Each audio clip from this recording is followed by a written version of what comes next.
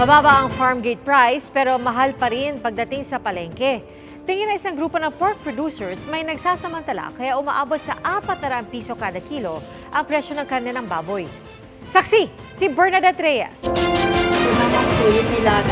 Konti na lang Mabenta sa pwesto ni Aling Adora ang ilang putahing may sangkap na baboy. Naibaba daw niya ang presyo dahil imported na frozen pork ang gamit niya.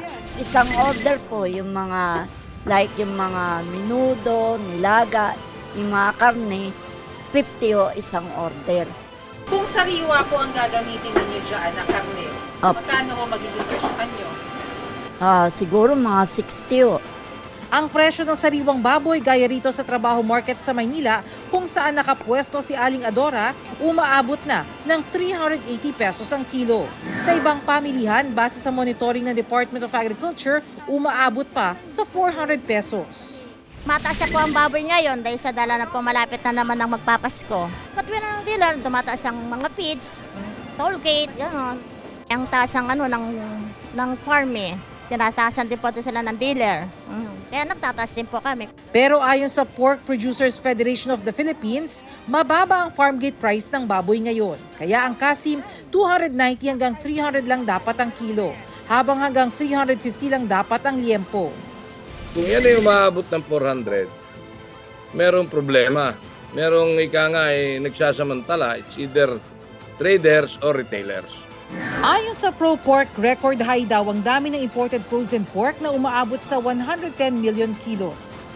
Kaya nahihirapan daw makabawi ang local hog industry mula nang tumama ang African swine fever noong 2019. Mungkahi nila, Binaba pa yung taripa. So, sana, request namin sa ating mahal na Pangulo, huwag siyang makinig sa ating mga economic managers. Kasi nadi-discourage pagparami ng alagang baboy at ating magbababoy sa ating bansa. Hindi tayo makakabalik doon sa level noong 2019.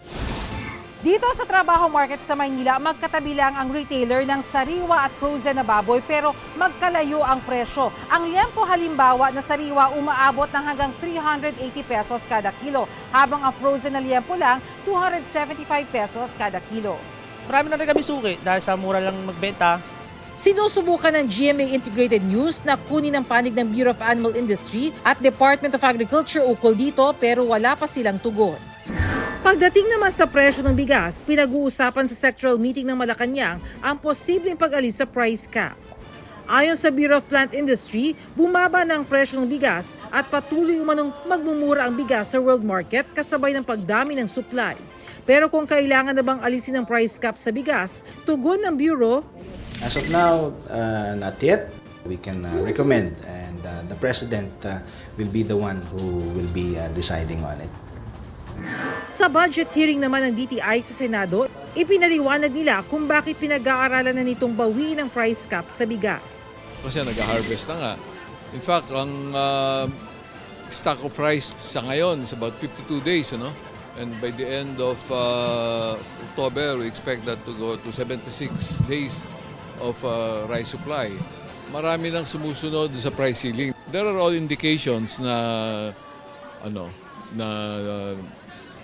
the elements for that we need to see, yung indicators are there that will point to possible lifting of the ceiling. Para sa GMA Integrated News, Bernadette Reyes ang inyong saksi. Mga kapuso, sama-sama tayong maging saksi. Mag-subscribe sa GMA Integrated News sa YouTube.